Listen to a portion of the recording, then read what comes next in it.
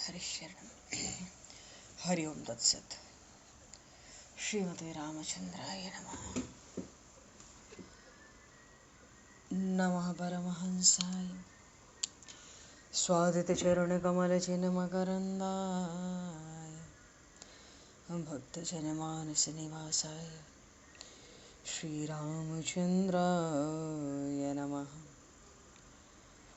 वंशीविभूषितकरान्नवनीरदाभात् पीताम्बराधरुणबिम्बफलाधरोष्ठात् पूर्णेन्दुसुन्दरमुखादरविन्दनेत्रात् कृष्णात् परं किमपि तत्त्वमहं न जाने। वसुदेवसुतं देवं कंसचारूढमर्दनं देवकी परमानन्दं कृष्णं वन्दे जगद्गुरुं। गङ्गातरङ्गरमणीय जटाकलापं गौरीनिरन्तरविभूषत वामभागं नारायणप्रियं अनङ्गमदापहारं वाराणसीपुरपतं भज विश्वनाथं। प्रह्लादनारदपराशरपुण्डरीक व्यासि अम्बरीशशुकशौनकभीष्मदालभ्यान् रुक्माङ्गद अर्जुन वसिष्ठविभीषणादीन् एतानहं परं भागवतान् नमाम्यहम्। भक्त भक्ति भगवंत गुरु चतुर्नाम वपुए तिनके पद वंदन किए नाशहि विघ्न अनेक।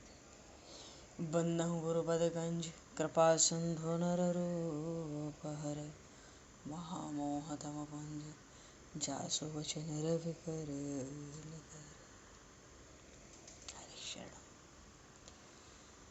गोविंद जय जय गोपाल जय जय गोविंद जय जय गोपाल जय जय राधारमण हरि गोविंद जय जय राधारमण हरि गोविंद जय जय। श्री राम जय जय ऋषिकेश जय जय श्री राम जय जय ऋषिकेश जय सीतारमण राम रघुनाथ जय जय सीतारमण राम रघुनाथ जय जय। गोविंद जय जय गोपाल जय जय राधारमण हरि गोविंद जय जय। श्री राम जय जय ऋषिकेश जय जय सीतारमण राम रघुनाथ जय जय राधारमण हरि गोविंद जय जय सीतारमण राम रघुनाथ जय जय। बोले श्याम रामचंद्र भगवान की जय। समूह राम दरबार की जय। श्री राधे कृष्णचंद्र भगवान की जय। श्री भागे बहरलाल की जय। श्री वृंदावन प्रेम धाम की जय। श्री पंडरीनाथ भगवान की जय। सब संतन की जय, सब भक्तन की जय, समस्त वैष्णवन की जय, समस्त पूर्वाचार्य चरणन की जय, समस्त संप्रदाचार्यन की जय। श्री सद्गुरुदेव भगवान की जय। गंगा मैया की जय, जमुना मैया की जय, सरजू मैया की जय, गौ माता की जय, तुलसी माता की जय, पृथ्वी माता की जय, काशी महारानी की जय। जय जय श्री सीताराम, जय जय श्री राधे श्याम। नमः पार्वती पतये हर हर महादेव। अनंत कोटि ब्रह्मांड नायक सर्वेश्वर पूर्ण परात्पर ब्रह्म असंख्य कल्याण गुणगण निलय भक्त वांछा कल्पतरु शरणागत वत्सल भक्त वत्सल दीनबंधु दया सिंधु यदुवंश में अवतंस लीला पुरुषोत्तम योगेश्वर भगवान श्री कृष्ण की महती कृपा करुणा से एवं महापुरुषों की भावमयी सन्निधि में, साथ ही आप सभी श्रद्धालु भक्त वैष्णवों की मंगल सन्निधि में, मानव जीवन का सर्वोत्कृष्ट फल भागवत गुणगान, भगवत गुण चिंतन का आनंद हम सभी आज से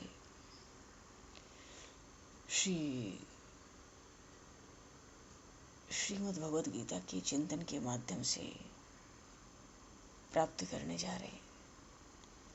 सर्वप्रथम आप सभी भक्तजनों के श्री चरणों में भगवत भाव से सादर वंदन, सादर नमन। आप सभी को यथा योग्य जय श्री राम, जय जय श्री राधे, हरि शरणम, जय जय जय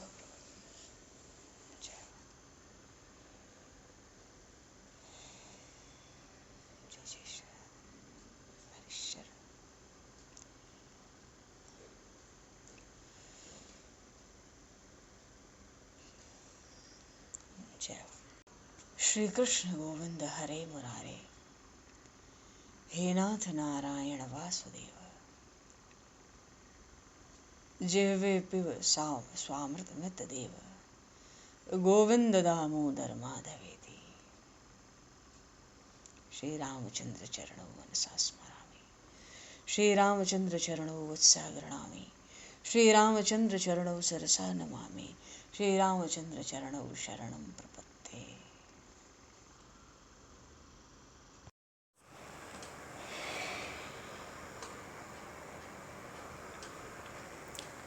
पूर्व प्रसंग में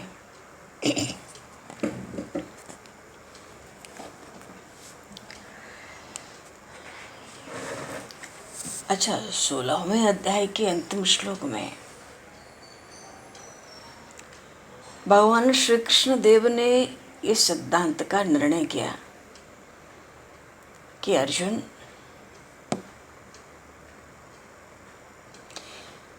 जब ये निश्चित करने की आवश्यकता हो कि करने योग्य और न करने योग्य काम कौन से हैं, तब तुम केवल शास्त्रों को ही प्रमाण मानो। अर्जुन जी के मन में प्रश्न उठा, तब तो भाई बिना शास्त्रों की सहायता के कर्म का निर्णय ही ना हो। अब तक्षक के फण पर पैर रखकर मणि कैसे प्राप्त होगी? अब कोई सोचे कि भाई सिंह है, उसकी नासिका का बाल उखाड़ो, बड़ा कठिन है। कोई कहे कि भाई तक्षक की तो मणि ले लो और सिंह की नासिका का कोई बाल ले लो, उसमें उसको गूथो, अरे राम, फिर गले में धारण करो।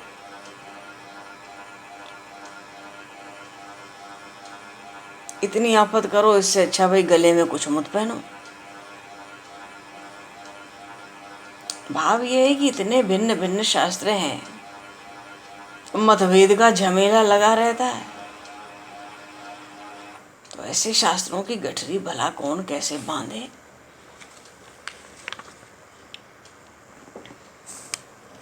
भगवान श्री कृष्ण का तो वर्ण तमाल पत्र के समान है।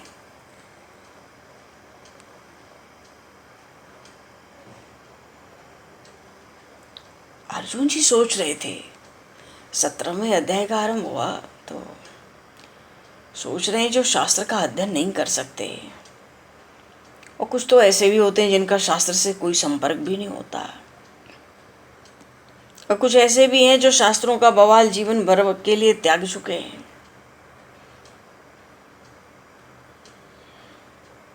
कैसे काम होगा ऐसे? फिर तो भगवान ने उनसे कहा, अब मुझे मालूम पड़ता है शास्त्र का अभ्यास या शास्त्र का अध्ययन, ये बंधन तुमको बड़ा कलेश देने वाला मालूम पड़ता है। और तुम तो सोचते हो कि एकमात्र श्रद्धा के द्वारा ही परम पद प्राप्त हो जाए, तो ये काम इतना आसान नहीं है अर्जुन।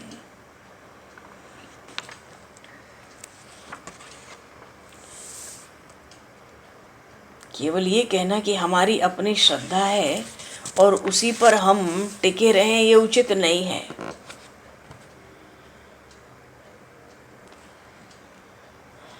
क्योंकि जैसी जैसी वृत्ति वैसा वैसा मन। मन के अनुसार हर जीव कर्म करता है। देह का अंत हो जाए तो हर प्राणी अपने कर्म के अनुसार नया शरीर धारण करता है।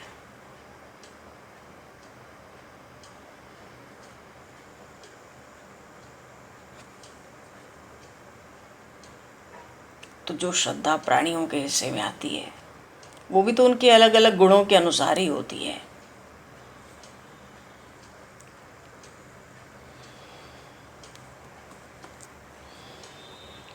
मानो सत्वगुण बढ़ता है तो उसके सहयोग से श्रद्धा मोक्ष फल की ओर लग जाती है।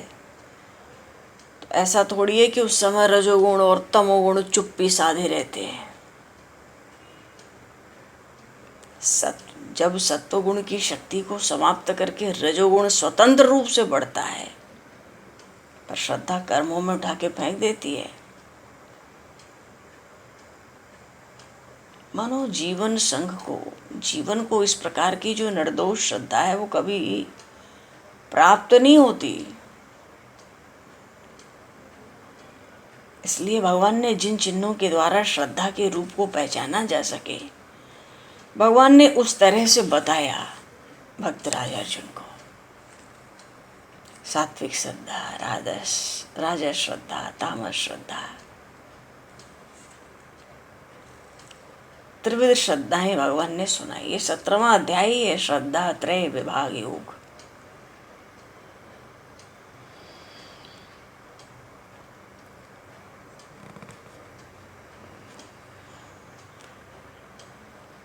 अच्छा,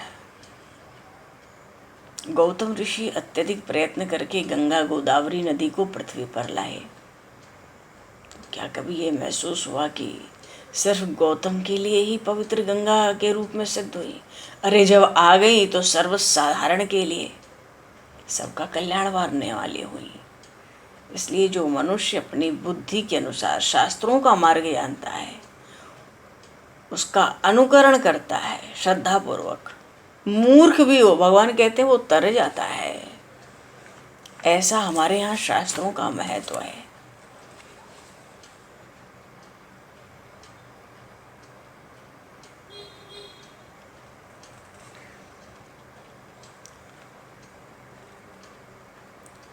कुछ लोग अपने और दूसरे शरीरों को कलेश पहुंचाते हैं। भगवान कहते हैं सारी पीड़ा तो मुझे आत्मा की ही होती है ना। पापियों से तो दूर रहना ही चाहिए। अब देखो किसी का शरीर मर जाए तो हाथों से उठाकर घर से बाहर निकालना पड़ता है। तो जो अंत्यज हैं उनको मार्ग बतलाने के लिए भी उनके साथ बात तो करनी ही पड़ती है।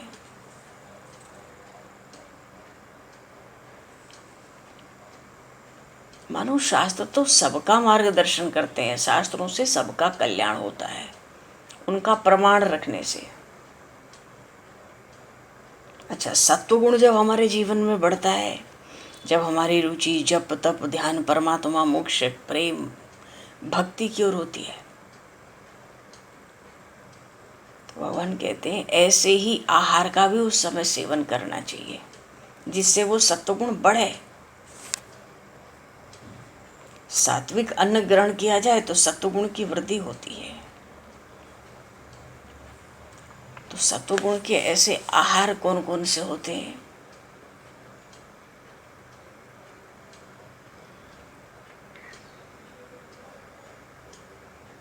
भोजन करने वाला है उसकी रुचि के अनुसार अन्न बनता है।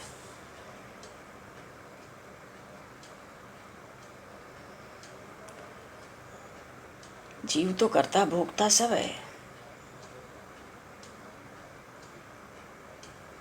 इसलिए आहार भी 3 प्रकार के हुए, सत रज तम। जब सत्वगुण बढ़ता है ना तो मधुर रस बढ़ता है। रुचि मधुर रस में होती है, रस युक्त पदार्थों में होती है, जैसे दूध, घी, मक्खन, फल, सूखे मेवे, ऐसी चीज़ें। और जो बढ़िया घुलनशील हों, कहीं से तीखे कड़वे, कुछ नमक ऐसा, ये सब कुछ नहीं, रूखा। तो जब सत्वगुण बढ़े, हृदय चित्त मन परमात्मा की ओर बढ़े, तो आहार भी वैसा हो तो सत्वगुण तेजी से बढ़ता है। और फिर ऐसे आहार हमारे आयु की भी रक्षा करते हैं, मानो आयु बढ़ाते हैं। जिह्वा को भी उत्तम और स्वादिष्ट मालूम पड़ते हैं, बिल्कुल हल्के होते हैं, सुपाच्य।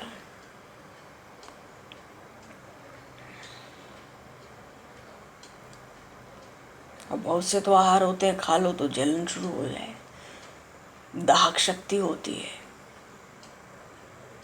मानो ऐसा आहार जो शरीर और मन के बल का आधार होता है। तो फिर ऐसे आहार का सेवन हो तो रोग कहाँ प्रकट हुए। तब तो समझ लो उस शरीर को आरोग्य भोगने का भाग्योदय हो गया, कोई रोग ही नहीं रहेंगे वहां।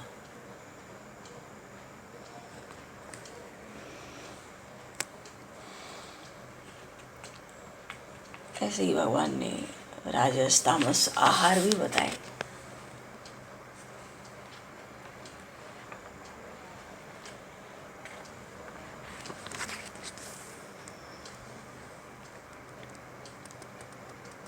हाथ पे कोई दीपक ले ले, दीपक ले लें तो हाथ पे रखा हुआ कोई रत्न भी दिखाई पड़ता है। सूर्योदय हो जाए तो भाई जिस मार्ग से चलना है वो मार्ग बढ़िया दिखता है। वैसे ही एक निष्ठा के भाव में वेद शास्त्रों को देखकर यज्ञ जप तप व्रत होते हैं। ये सब मोक्ष प्राप्ति के लिए मोक्ष की ओर अग्रसर करते हैं जीवों को।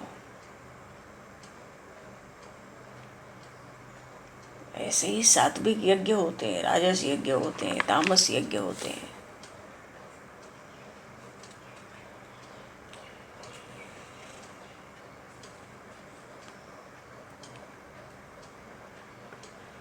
इस 17वें अध्याय में भगवान ने त्रिविध श्रद्धा के रूप में सब कुछ बताया। तप भी बताया, शारीरिक मानसिक वाणी हर तरह का तप। अब जैसे मानो शारीरिक तप की बात करें, मन का तप तो यह है कि नित्य निरंतर जो सर्वव्यापक परमात्मा है उसमें अपनी स्थिति रखना, या निरंतर मन से प्रभु के स्वरूप पर ध्यान करना, उनका ध्यान करना। वाणी का तप है निरंतर प्रभु का नाम लेना, सबसे सरल तप कहा गया वाणी का, निरंतर नाम। अब शरीर के तप की बात करें,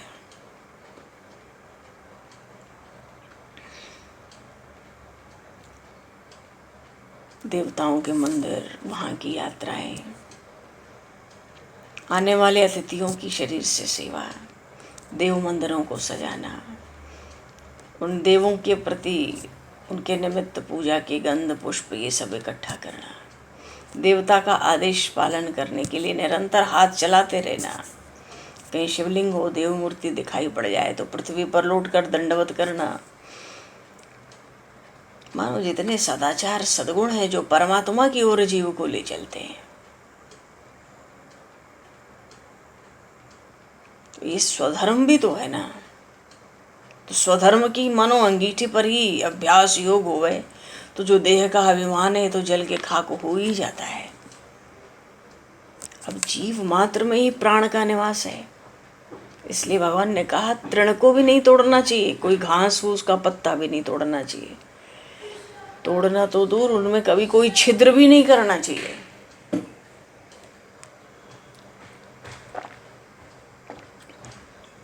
क्योंकि सबके भीतर उसी परमात्मा का वास है। मानो देह इतना शुद्ध और सरल हो जाए, वो तप है देह का।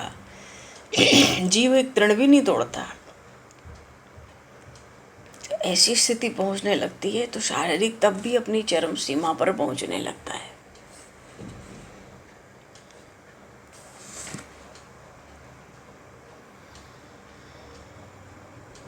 वाणी तो दिव्य भाषण हो, अमृत भाषण हो, दिव्य गंगा की तरह।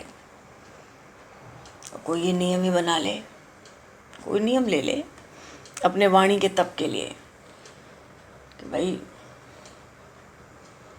जब कोई पूछे तभी मुंह खोलूं और नहीं तो मौन धारण करूं। अब वेद की संहिताओं का आवर्तन करूं या भगवान नाम का जप करूं, किसी भी देवता का नाम अहरनिश समान रूप से उच्चारण करना, ये सब वाणी के ही तो तप है। मन का तत्व तो एकमात्र आत्मा में ही स्थिर रहना है।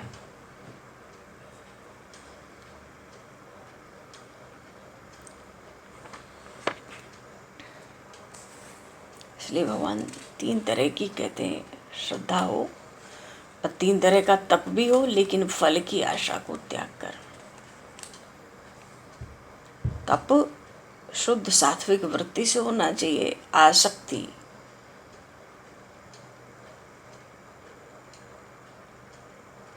का परित्याग करके निष्काम होके। तो तापस राजस और तामस सब तप भगवान ने सुनाए। दान के विषय में तो प्रभु बड़ी, सात्विक दान के विषय में तो बड़ी विलक्षण बात प्रभु ने सुनाई।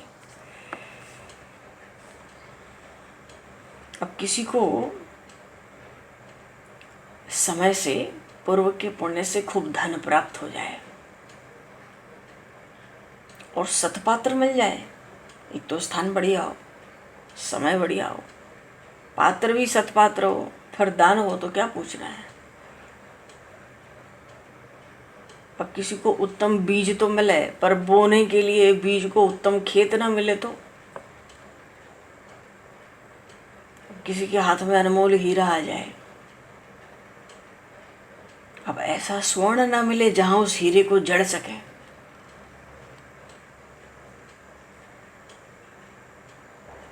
मानो जिस समय मनुष्य का भाग्योदय होता है उस समय मनुष्य को बढ़िया समय, त्योहार जैसे उत्सव, जीवन में कोई सखा किसी रूप में हो, स्त्री के रूप में हो, सखा के रूप में हो, संपत्ति, वो तीनों एक साथ उस जीव को प्राप्त होते हैं। ऐसे ही समय दान का सहयोग होना चाहिए। मानो अब जीवन में सत्वगुण का पदार्पण हो रहा है।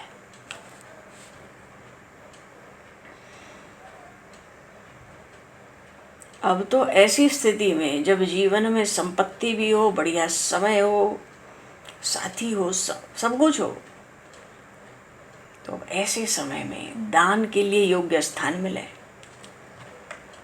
योग्य पात्र मिले, बढ़िया समय हो जाए और दान के लिए बढ़िया द्रव्य हो हमारे पास जो हम दान करें। इसलिए कहते हैं जब जीवन में उचित कुछ दान करने का विचार हो तो भाई कुरुक्षेत्र, काशी धामों की यात्रा में, मानो अन्य पवित्र क्षेत्र में प्रयत्न पूर्वक पहुंचकर दान करना बहुत बढ़िया है। अब वहां पहुंच गए, ये तो स्थान हो गया और समय भी बढ़िया हो, मानो पूर्णिमा अमावस का पुण्य काल हो या और कोई शुद्ध काल हो, तो ऐसे जगह में पहुंचकर ऐसा कोई बढ़िया समय मिल जाए तो कोई सत्पात्र ढूंढना चाहिए दान के लिए। वो पात्र भी मूर्तिमान शुद्ध होना चाहिए। अब मानो कोई ऐसा परम पवित्र ब्राह्मण हो, ऐसा हो कि सदाचार का तो उत्पत्ति स्थान हो। वो सदाचार की बड़ी महिमा गाई गई है शास्त्रों में, सत्य और सदाचार। सदाचार तो मानो उस ब्राह्मण से ही सब प्रकट होते हो, और वेद ज्ञान का भी संग्रहालय हो, पर क्या पूछना है। भगवान तो कहते हैं ऐसा पात्र मिल जाए किसी स्थान में, बढ़िया बढ़िया समय में, सब संपत्ति दान करनी चाहिए उसको। पर जीव में इतना धैर्य नहीं रहता कि वो अपने स्वामित्व को हटा के सब कुछ दान करे। अरे दान तो सर्वस्व देना ही है।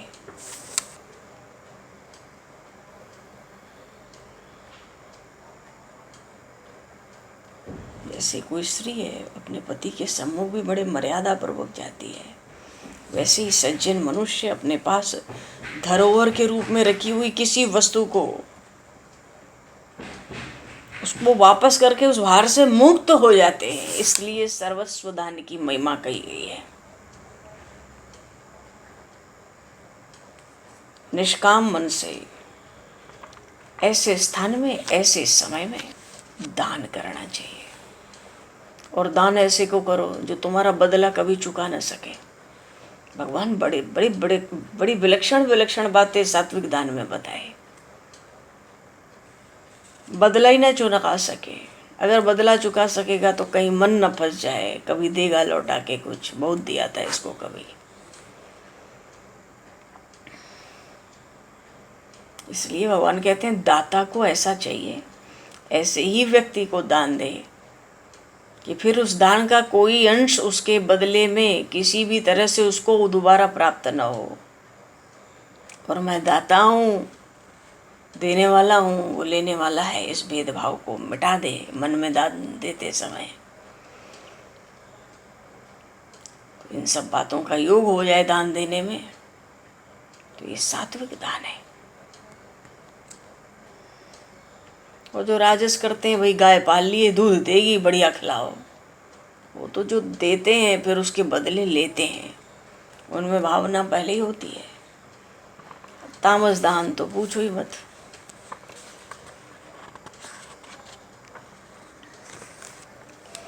इसके बाद भगवान ने इन 3 प्रकार की श्रद्धाओं को बता के ओम तत्सदिति निर्देशो, ये बात कही। ये बात क्या है? ओम तत्सत, जो अनादि पर ब्रह्म है, समस्त जगत का मूल कारण है और सबके विश्रांति का जो स्थान है, उसका नाम तो एक ही है, पर वो नाम 3 प्रकार का है, ऐसा भगवान कहते हैं। वैसे तो परब्रह्म का ना तो कोई नाम है, ना कोई जाति है, लेकिन माया से उत्पन्न जो मोह का अंधकार है, उसमें उस परमात्मा की परिकल्पना कराने के लिए ये जो नाम है ओम तत्सत, उसके पहचान के लिए रख दिया गया। अब जैसे कोई बालक जन्म लेता है,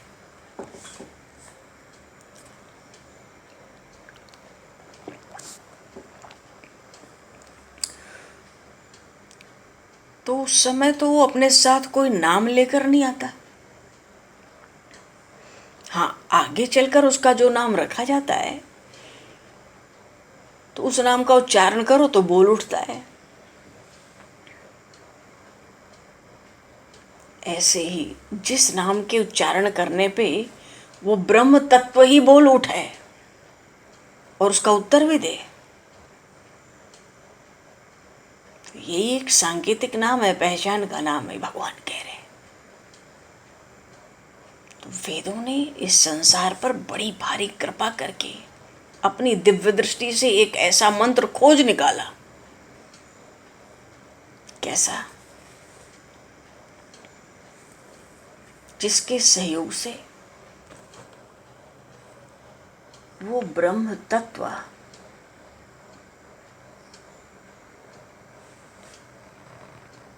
वाणी के क्षेत्र में आ जाता है। परमात्मा तो मन बुद्धि वाणी से परे है, पर वो वाणी के क्षेत्र में आ जाता है। स्वरूप तो उसका अद्वैत है, पर व्यक्त रूप से द्वैत रूप से अनुभव हो जाता है।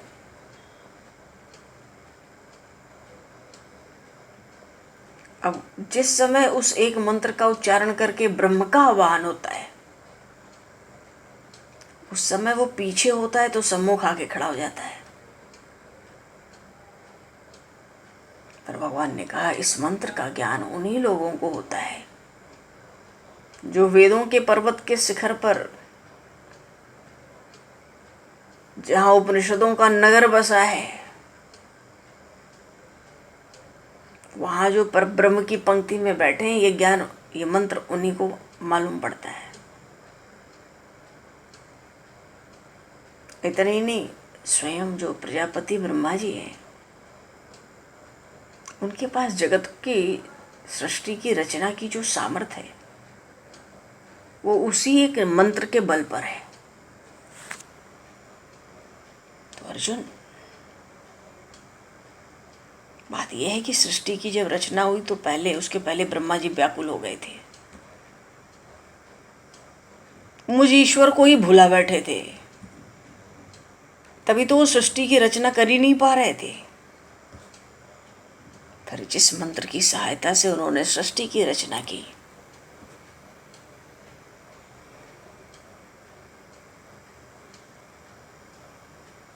या सृष्टि की रचना की उनमें शक्ति आ गई,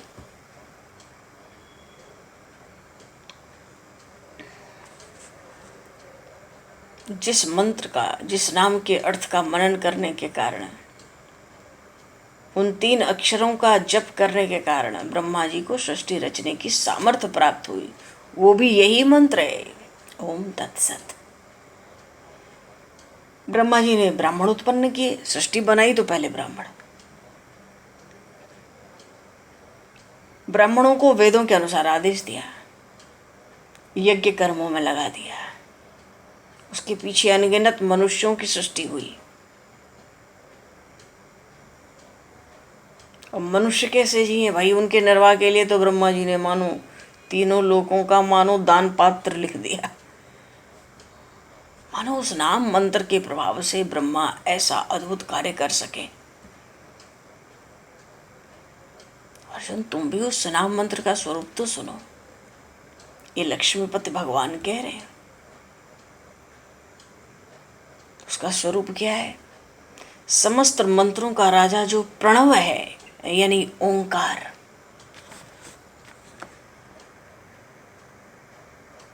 उस मंत्र का, उस नाम मंत्र का आदि वर्ण वही है, ओम। आदि वर्ण यही है, पर प्रभु आप तो कह रहे थे 3 वर्ण है। हाँ, तो पहला वर्ण तो ओंकार है, और दूसरा तत्, और तीसरा वर्ण है सत, ओम तत् सत।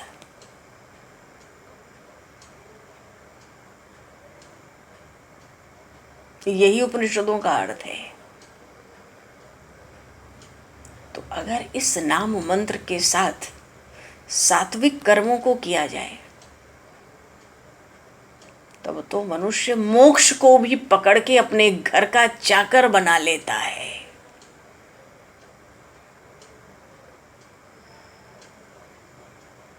मानो यदि सत्कर्मों का आचरण भी किया जाए और ब्रह्म के नाम का उच्चारण भी किया जाए,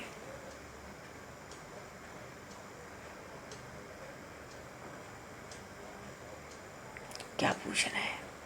अब किसी के घर अनुगणित साधु आवे और उचित सम्मान न कर सके तो जितना पुण्य शरीर में रहता है नष्ट हो जाता है।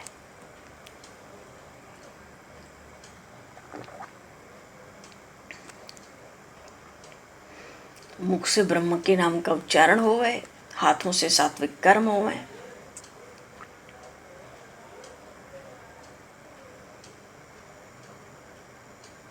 भगवान ने उनका विनियोग भी बताया यहाँ,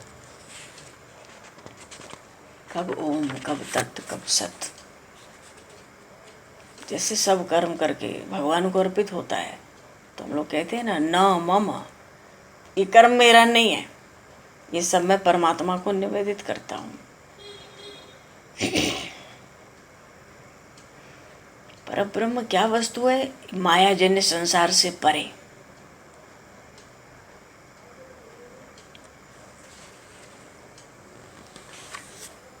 अच्छा, भाव यह है कि हमारे सारे कर्म ब्रह्मार्पण होने पे ब्रह्म स्वरूप हो जाते हैं। इसलिए इस नाम मंत्र की बड़ी भारी महिमा है, बड़ा महात्मा है। भगवान ने ओम तत्सत सब का प्रयोग अलग अलग 3 श्लोकों में बताया। मानो इस नाम मंत्र का जब जीवन में उदय हो तो ये जन्म मरण के बंधन का नामो निशान मिटा देने वाला प्रभु का ये नाम है, प्रभु का ये नाम मंत्र है। ऐसा भगवान ने बड़ी विलक्षणता से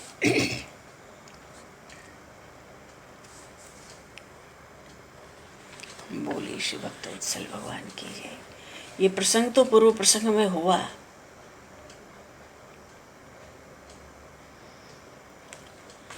अच्छा, आगे जो 18वां अध्याय है,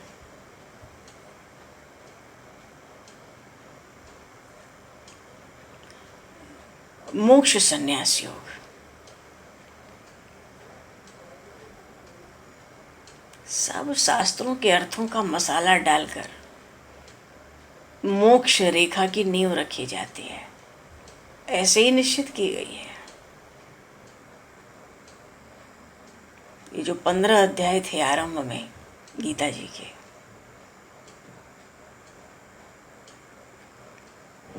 मानो किसी मकान का काम चलते चलते 15 अध्यायों तक मकान की 15 मंजिलें या 15 खंड पूरे हो गए, तो फिर तो आध्यात्म मंदिर निर्माण की प्रक्रिया होती है।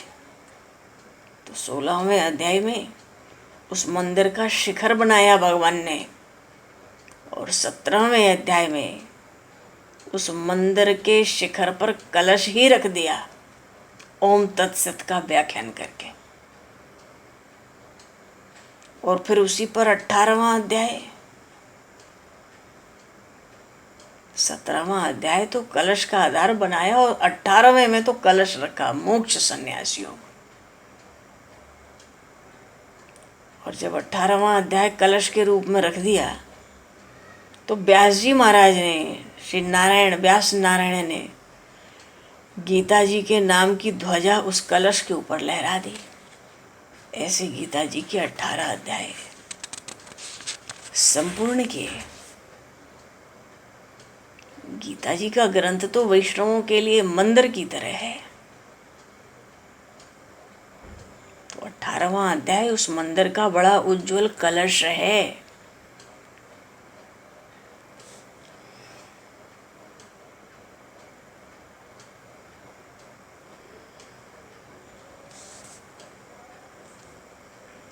अच्छा, 700 श्लोक हैं गीता जी में। रत्न भिन्न भिन्न होते हैं, पर जोड़ने वाला धागा एक ही होता है। इन 18 अध्यायों में भगवान ने ऐसे ऐसे तत्वों को प्रकाशित किया, पर उन सब को कर्म से जोड़ने वाले एक परमात्मा ही हैं।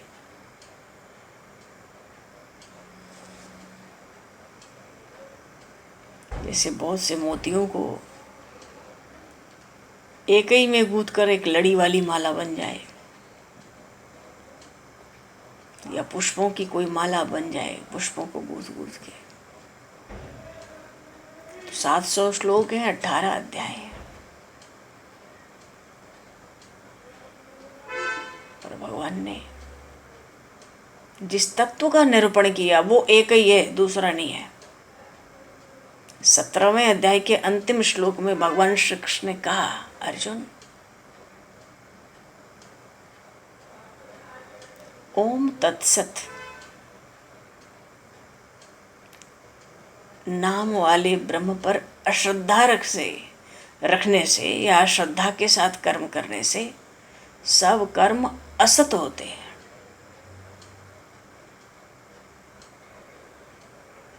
अर्जुन जी को सुनकर लगा, भगवान की ये बात तो कर्मनिष्ठ लोगों पर दोष मढ़ती है, पर कर्म करने वाला जीव अज्ञान के कारण तो अंधा ही होता है।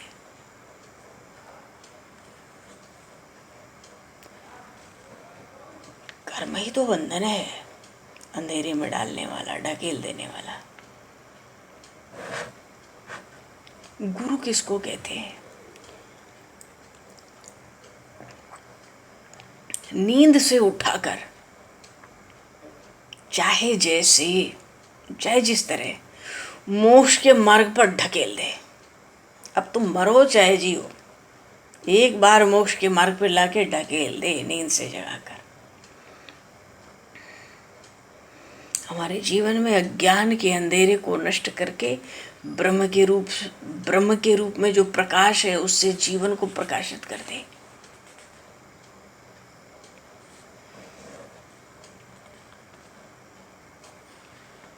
भगवान कहते हैं उस ब्रह्म नाम के बिना जो कर्म है सब असत है।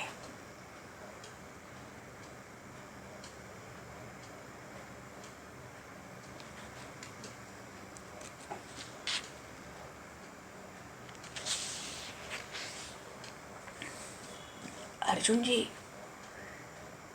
अब मानो प्रारब्ध के वश मनुष्य के द्वारा अच्छे कर्म हो जाएं, उसमें ज्ञान पाने की योग्यता आ जाए, या यूं कहें कि उन्हीं कर्मों के द्वारा मनुष्य को अधोगति प्राप्त हो जाए। कर्म के संपन्न होने के रास्ते में कितनी ही अड़चने हैं भाई। तो ऐसे कर्मनिष्ठ लोगों को भी मोक्ष की उपलब्धि कैसे हुए?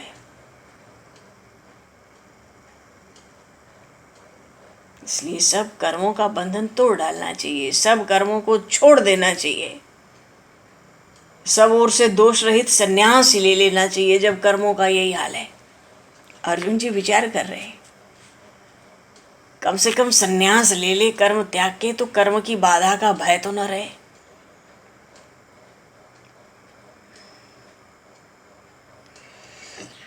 योग से आत्मज्ञान की भी प्राप्ति होती है, वो भी लाभ हो जाए।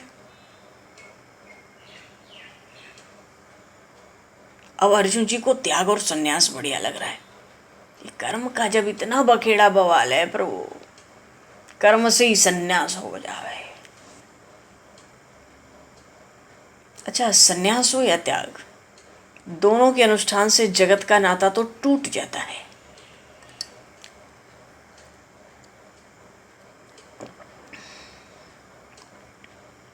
ये सब बातें अर्जुन जी भीतर भीतर सोच रहे, सोच विचार कर भगवान श्री कृष्ण से त्याग और संन्यास का स्वरूप स्पष्ट करने की प्रार्थना करते हैं।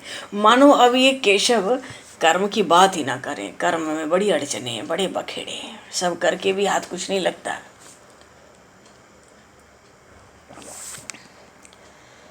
भीतर भीतर सोचते हैं ये संन्यास ही बढ़िया है, त्याग ही बढ़िया है, छूट जाओ।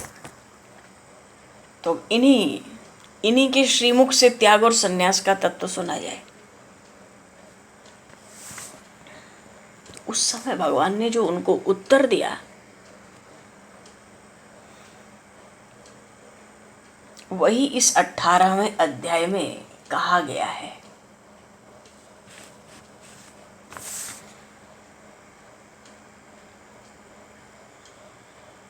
अब ये भगवान श्री कृष्ण का अंतिम वचन है ज्ञान के रूप में अर्जुन जी के प्रति। इस प्रश्न का उत्तर त्याग और संन्यास का स्वरूप।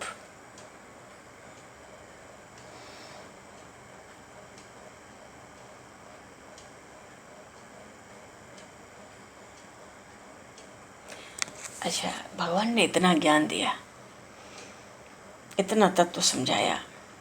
बात यह है कि माँ के दूध से जब बछड़े का पेट भर जाता है, तब भी बछड़े को ये लालसा बनी रहती है माँ दूर ना जाए। जो एकनिष्ठ प्रेम होता है वो ऐसा ही होता है।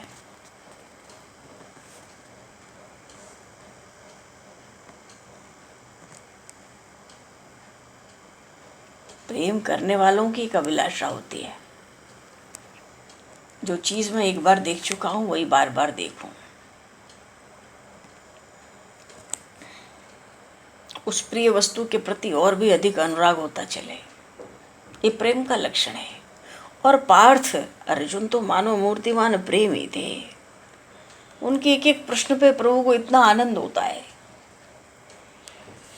जो बात कुरुक्षेत्र में युद्ध भूमि में ऐसे समय कहने योग्य नहीं है, प्रभु बड़े तन्मयता से प्रेम में सराबोर होके उनको सब सुनाते हैं।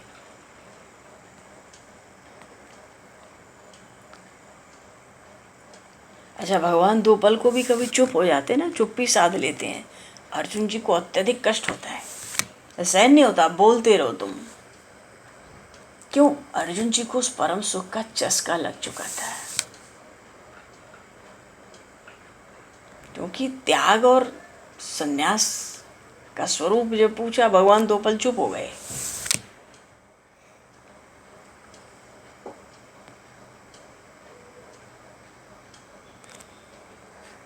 अब उनको सहन ही नहीं हुआ।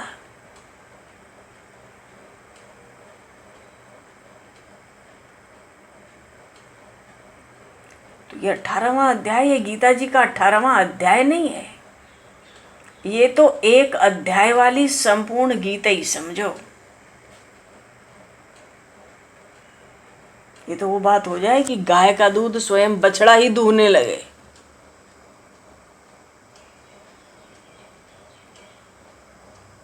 मानो ऐसे ही ज्यों ही गीता जी समाप्ति पर आई, त्यों ही अर्जुन जी तो फिर मुड़े। मानो गीता जी की फिर से आवृत्ति होने दो और करा डाली पूरी आवृत्ति, क्योंकि त्याग और संन्यास दोनों का स्वरूप एक साथ पूछा।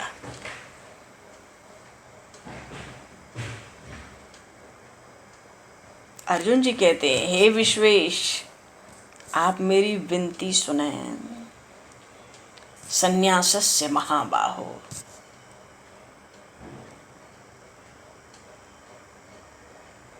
तत्त्वं इच्छामि वेदितुम्, त्यागस्य च ऋषिकेश, पृथक् केशिनिषूदन। हे महाराज, संन्यास और त्याग दोनों शब्दों का तो एक ही अर्थ निकलता है।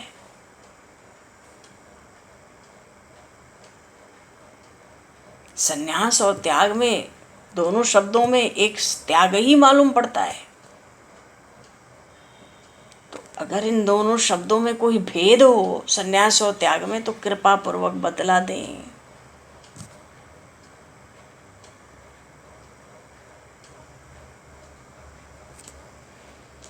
पहले ही श्लोक में अर्जुन जी ने प्रभु से पूछा। चलो जी, अब ये 18वां अध्याय तो पूरे गीता जी के पिछले 17 अध्यायों का सार है। और फिर 18वें में भगवान ने अंत में उपदेश भी तो दिया है, नहीं तो संपूर्ण गीता अकेले इस 18वें अध्याय में है। तभी तो कहते हैं ये एक अध्याय वाली गीता ही है 18वां अध्याय। बड़ा विलक्षण है ये, और थोड़ा इसका विस्तार भी है। दूसरे अध्यायों की को देखें तो इसका थोड़ा विस्तार है। 80 के आसपास श्लोक होंगे अकेले इसमें, पर बड़ा सुंदर, क्योंकि पूरी गीता का सार भगवान ने अकेले यहाँ प्रकट भी किया है। और भक्ति की, ज्ञान की, और फिर अंत में तो भक्ति की विलक्षण पराकाष्ठा भगवान ने रखी है, अद्भुत में अद्भुत, क्योंकि गीता जी का विश्राम भी है। अब इस प्रसंग को भगवत प्रेरणा से आगे अभी तो समय को दृष्टिगत करते हुए बोलिए श्री भक्तवत्सल भगवान की जय। श्री भक्तराज अर्जुन जी महाराज की जय। श्रीमद् भगवद गीता जी की जय हो। सब संतन की जय, सब भक्तन की जय, सद्गुरुदेव भगवान की जय। समय को दृष्टिगत करते हुए आज यहीं पर वाणी को विराम। वाक्य पुष्पांजलि प्रभु के श्री चरणों में सादर समर्पित। आप सभी को भी यथा योग्य है। जय श्री राम, जय जय श्री राधे, हरि शरण। जय सिया राम, जय जय श्री राधे, हरि शरण। जय गुरु महाराज, अर्जुन महाराज की जय। जय श्री राम जी, हरि ओम, जय सीताराम।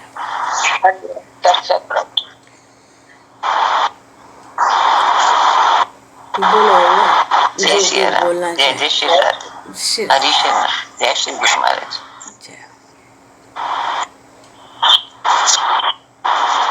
बंद करो कांता बाबू जी। ना बड़ी बात बोलो जय।